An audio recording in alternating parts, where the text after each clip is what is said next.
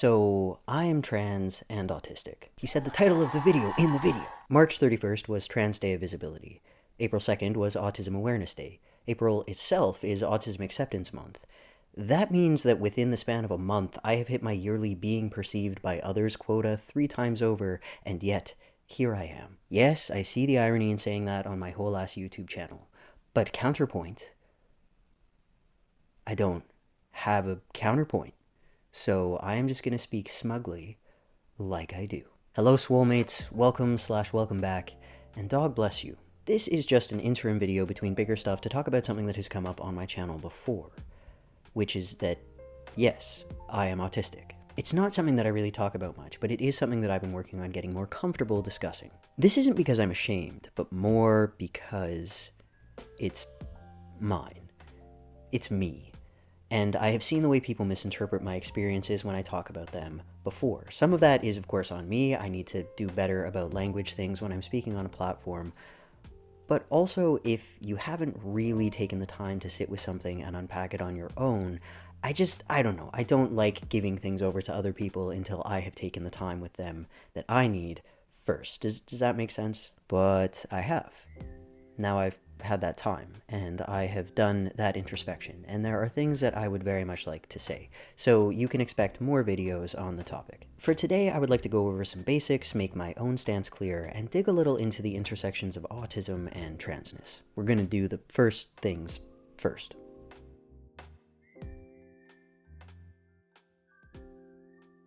So you're going to hear me say the word autistic a lot in this discussion, and it basically just means not autistic. It exists for the same reason that cis exists in contrast to trans. It is an adjective to describe different types of human beings, rather than feed into this false and harmful idea that there is autistic versus normal, or trans versus normal. Normal is arbitrary, unscientific, and quite frankly boring. It is not a category of human beings. Expanding on this, many autistic people, myself included, prefer identity-first language, that is, autistic person, rather than person with autism. This is because the latter implies our identities are separate from us, things that happen to us rather than things that we are. I didn't get autismed any more than I got transed. I'm just an autistic trans man. I was like that when I got here, and both of these features have remarkable variation. No two people who exist in one or both of these categories are the same. A lot of older autism research that is still presently available uses outdated and often harmful terminology that feeds misconceptions, particularly the idea that autism is measured by a degree of distance from being autistic. One such example has been thrown my way more than once: high-functioning autism, or HFA. It's a phrase that even I have used in the past before unpacking it and learning a little bit more. It's basically making calls about somebody's ability to fit in as autistic. At best, this puts high-masking autistic people, like me, in a box made of exhausting expectations, and at worst, it others the hell out of any autistic person who can't or won't cosplay as autistic, which is what is being described in the term masking. One of the reasons this is such a complicated topic to discuss is because autism is a spectrum, and even that label can lead to some misconceptions. Spectrum, as many people use it, implies that there is a range of very autistic to not as autistic, which ain't it. The autism spectrum is more of a collection of traits that each person experiences and expresses to different degrees and in different ways, kind of like a digital mixer. For example, my partner, who is also autistic, has a much lower threshold for social interaction than I do. He tends to get very exhausted in spaces where there are a lot of peopling, whereas I get tired from social interaction, but I have a lot more stamina for it. Looking at food, however, and that man can eat absolutely anything, whereas I have so many tastes, textures, and smells that I just cannot tolerate, to the point that I will gag if I try to eat any of those things. Both of us are extremely sound sensitive with misophonia, an intense aversion to mouth sounds, but he expresses his distress a lot more clearly than I do. He will wince and leave the vicinity, whereas I just kind of retreat into myself and pretend everything's fine while internally screaming. Semi-related, one of the complaints that I get about my videos a lot is that they are too quiet, and a lot of that comes back to the fact that the audio is so loud to me while I'm editing, and my own mouth sounds make me feel like my brain is chewing drywall. Noise sensitivity is pretty common with autistic people, but mine is especially bad. to the point that I struggle to speak if there's any kind of background noise, like a loud fan or music. Music, especially. So if you ever want to shut me up, just play some tunes. I'm just giving everybody my self-destruct codes. Cucumbers, bell peppers, and background noise. I bring up these examples because my partner and I are both high-masking people who have a lot in common, but even we have very, very different aversions, thresholds, and fixations. The point is, there is as much variation in autistic experiences as there is in allistic ones. In learning about autism, it's very easy to end up with a limited understanding, because we like clean, discrete, and predictable categories, and human beings, for the most part, just don't really work like that regardless of neurotype. Further still, most of us only ever hear from autistic people who communicate in ways that are accessible to allistic audiences, namely through spoken language. But many autistic people might not use words to communicate at all. They might prefer sounds, gestures, pictures, writing, or other forms of communication. And even among those of us who use words to communicate, that is an incredibly broad range. That includes everyone from the voraciously verbose to people who prefer to use single words as needed. Communication itself is a collection of expression types, and each of those is a spectrum of its own. Do you see how complicated this gets? I bring this all up because I cannot, nor would I ever claim to, speak for other autistic people. What I can do is acknowledge patterns, discuss my experiences, dig into the research, and relate to other autistic people who might express themselves similarly to the way I do. What I need to stress to you, the viewer, is that it is not helpful, in fact it is often actively harmful to autistic people who face greater barriers and stigma, to act like those of us who meet imposed societal standards, those of us who are high masking, are the face of autism just because you can more easily relate to us. If you have heard one autistic person's experience, you have heard one autistic person's experience. And if you're struggling to understand someone, it can often help to step back from questioning how that person communicates and start questioning instead how you develop understanding. Someone shouldn't have to look, move, or speak like you for you to respect and value them as a person. Humanity is innate. It's not something that is granted based on performance or how relatable someone is. Now, just about all of this also applies to the trans experience. Transition looks different for everyone.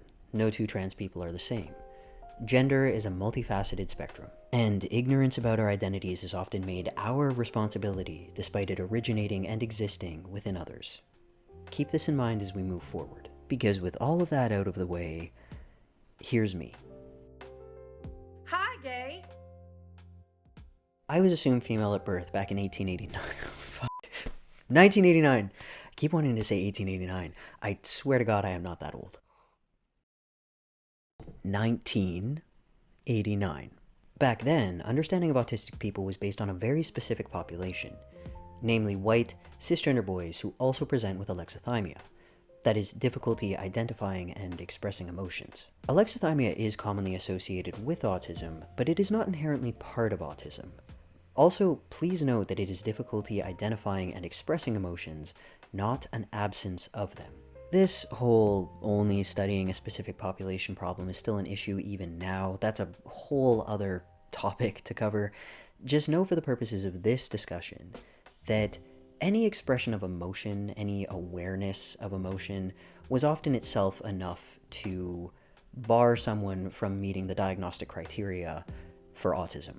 And in addition to this, autistic people who were born female were considered extremely rare. Something that barely happened, if ever. Emotions are one of my special interests. I am fascinated by them. I love talking about them, and I learned to identify them in others from a very young age. Because I didn't meet the emotional disconnect criteria, and because I was put in the girl category as a child, the possibility of me being autistic just never really came up. It was never even considered. Therefore, the struggles I experienced as an autistic person were just considered an unrelated collection of quirks, rather than markers of autism. For example, obsessive-compulsive disorder, taking statements at face value and not understanding idioms, chronic gastrointestinal health conditions, hypermobile joints and scoliosis, skin sensitivity, sound sensitivity, just sensitivity, stimming, hating eye contact, hyperfixations, chronic sleep disturbance.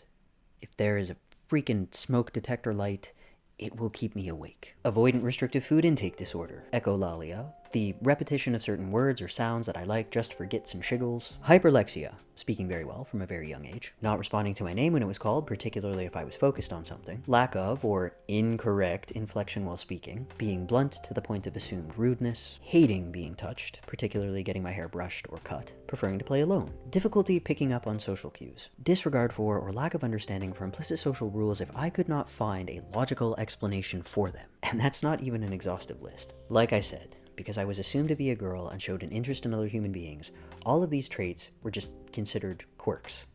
I was just a weirdo with a lot of health crap going on. And because of that, in instances where I struggled, I was expected to just adapt and change. I didn't have the protective buffer of an acknowledged neurotype. And before you run with that wording, just hang on, we're going to come back to that. My stimming was just an unnecessary annoyance, particularly to teachers. My blunt statements were just rudeness, and my food restrictions were just me being picky. I learned very quickly that I could either live with the covert discomfort of self-suppression, or the overt discomfort of other people's judgment and exasperation. I'm sure you can see where this is going. I learned to mask. Hard. I am only now in my 30s working through all the ways that I have learned to do this. Masking for me is a difficult habit to break, because for my formative years, I was closeted in more ways than one. My experience as an autistic child is a major player in the suppression of my trans identity. Again, I have always been very interested in other people and their emotions.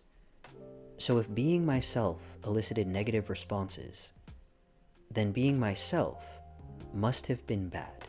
So I tried being other people. Sometimes taking the social chameleon approach of just blending into whatever group I was part of, and sometimes trying out character archetypes from my favorite media. At best, this was exhausting because I was constantly keeping up a front, and at worst, I would alienate myself from friend groups by not putting on the right performance. Finding people that I didn't have to perform for is what finally let me peel back those layers of repression and reveal my truth. Coming out as trans is what finally gave me the tools I needed to advocate for myself and begin to examine other areas of my life in which I'd been masking. This is part of why I'm so interested in deconstructing certain archetypes of manhood on this channel, because putting on a performance for other people's acceptance is not a sustainable way to live. I know that because I spent most of my life doing it. Having said all this, I don't think that my situation was better or worse than my peers who were diagnosed as kids. Their self-expression as autistic people was just policed in a different way. A different kind of stop being yourself. I don't mean to imply that they had the freedom to stim and to do all of the things that make you feel better as an autistic person freely in the classroom or in social groups. Definitely not. Visibility itself is dangerous for people who are different. And in the era I grew up in, being the autistic kid painted a target on your back. I got bullied for being different, but I wasn't noted in the school documents different. At least not like that. I was in there for other reasons, like not wanting to wear my shoes and climbing things that I wasn't supposed to climb, but I didn't have an othering diagnosis looming over me on a playground full of bullies out for blood. And I wish I could say that that is still the case, but I got out of my grade school years unscathed, only to have grown-ass adults with social media poisoning and too much time on their hands take up the mantle of insecure adolescents who build their identities around harming others. I'm talking about gender criticals, by the way, but if you thought I was talking about someone else, maybe explore that on your own time. Also, yes, I am recording this part separately because I needed to take a day and go play outside before tackling this bullshit. Thank you very much. Trans and gender diverse people are more likely to be autistic. We will come back to this, but know that it's not a maybe pattern. It's a thing. And members of the gender critical cult like to call upon the combined forces of cultural ableism and transphobia to weaponize this fact. They dismiss gender incongruence expressed by autistic people as fixation or confusion, particularly in trans people who were assumed female at birth. What they never seem to do is ask us about our experiences or speak to the experts who have, and the reason for this is because it doesn't actually matter to them. Gender criticals don't actually care about child welfare, human well-being, or medical ethics, and they make this very clear in the positions that they hold. They don't even see us as people. They frame being trans as a shameful, undesirable, miserable thing to be, and then assert that autistic people are too naive to choose this lesser state of being. But this reasoning only holds up if you think that autistic people don't have self-determination, that being trans is a moral failing, and that these traits are things that happen to someone rather than just part of who someone is. And when I say that they're calling on cultural ableism and transphobia, what I mean is that they are trying to Trojan horse their agenda into social relevance by relying on cis autistic people to have not done the internal work. Let me explain. Just as autistic people tend to express themselves differently from what is considered the norm, so too do many trans people. Lines get blurred, language may be different, even the binary categories of man and woman might look really different from what many of us are taught to uphold. Cis-passing trans people who perform binary gender roles correctly tend to get a lot more social leeway, and this is not a coincidence. Many of the people who do fall into these gender roles are doing so because it feels right for them. It is what is most comfortable, so it doesn't perfectly parallel autistic masking. However, there are some similarities to be drawn in how this is perceived by cis or allistic people. Fluidity and freedom of expression is often deemed questionable just by being different from what you are used to. Different can be a little uncomfortable, even threatening, and a little defensiveness or fear is all that a savvy hate peddler needs to worm their way into your psyche. They do not need explicit support to cause harm. They just need inaction and indifference. They need to rely on that implicit fear of the other. So again, is that person not relatable?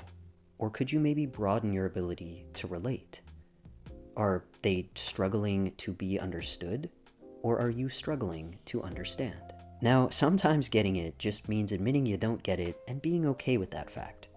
That in itself is a type of understanding. But when we're not seeking understanding, when we're not willing to challenge ourselves, we risk being placated by harm as long as it is reinforcing familiarity. For example, the idea that autistic people are too naive and vulnerable to make decisions for ourselves. The idea that trans people are miserable and confused. How dangerous these two things would be if they came together without proper oversight. If you haven't confronted these ideas, someone pushing paternalistic restrictions on autistic trans people might actually seem pretty reasonable. Or certainly reasonable enough that you'd be less inclined to trust us when we talk about our own experiences. Now, screening for autism in people seeking transition care is probably a good idea, but not for the reasons that gender criticals are pushing for. For example, everyone going on HRT is told about what physical changes to expect, but autistic trans people might benefit from more sensory-specific explanations. Hormones change the way you smell, both your personal scent and how intense other smells are to you. Breast development often involves a lot of tenderness and discomfort that takes time to resolve. Increased body hair growth might make your clothes feel different. Even the texture of your skin can change. For me, top surgery was both about gender affirmation and addressing the absolute sensory hell of having breasts. Losing nipple sensation was not a trade-off for me, it was a bonus that informed the kind of top surgery that I wanted. Understanding an autistic person supports individualized care, but autism should never be grounds to deny someone care. And this is what gender criticals are attempting to do. They are leaning on ableist stereotypes to stop us from accessing care that we might need, and relying on widespread ignorance to get away with it. They're trusting you to lean on the security of what feels familiar, rather than listen to us even when it's challenging. Us and the research that indicates that being trans is not a fixation or obsession for autistic people.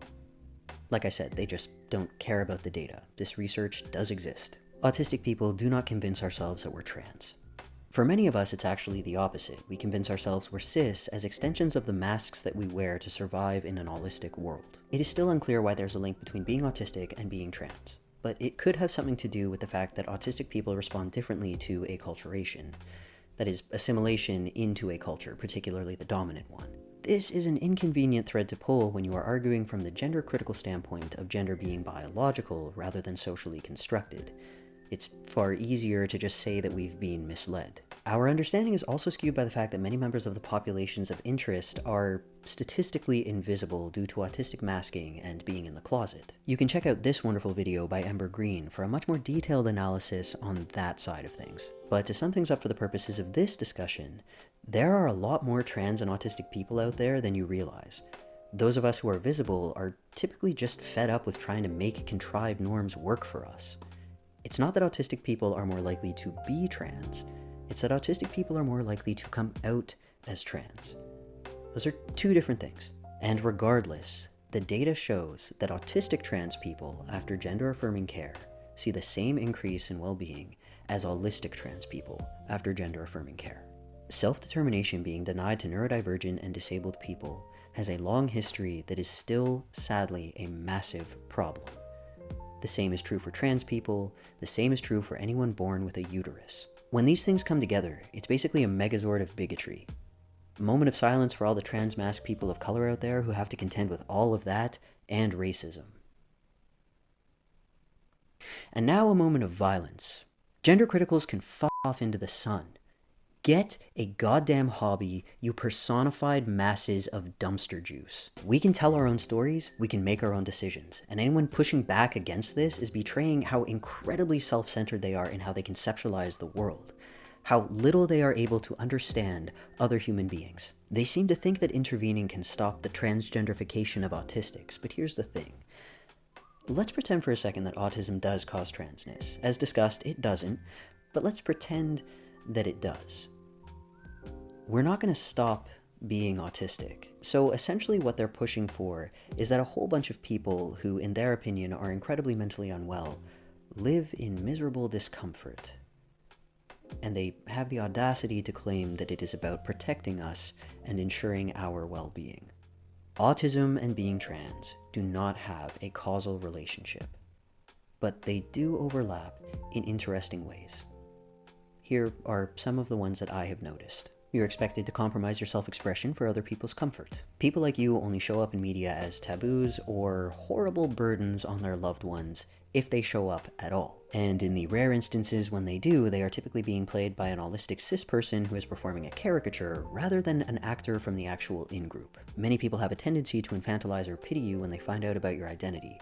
And if they find out, it is often because somebody else took it upon themselves to share those personal details, usually without asking you first. You're often a topic of conversation before you're a person, and have probably heard a lot of unsolicited opinions about people like you that promptly turn into "you're not like the others" when you reveal that you're one of those people. When you try to discuss your experience as the normal human variation it is, you are often accused of making it political or oversharing. Side note.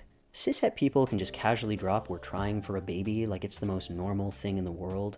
Like they didn't just say in polite company what essentially amounts to, "yeah, we're raw dogging on the daily." I'm not saying that this is some horrendous evil. I'm not saying that it's not wonderful and magical that they are, trying to have a baby. I think that's great. I'm just saying that if you think that's fine, but talking about transition care or sensory overload is too personal, you have a bit of a double standard you should maybe look at. Moving on. It is often just assumed that you struggle with dating if that is something that you're interested in. Certain clothes feel so uncomfortable that it is difficult to function if you have to wear them. Your identity is so pathologized that your experiences and needs are not trustworthy unless verified by an expert. There is an in-group who shares your identity that has internalized this pathologizing approach and wants to exclude anyone who hasn't. If you weren't diagnosed as a child, then your identity is social contagion and you caught it on the internet. If you were assumed female at birth, you are invisible to your detriment.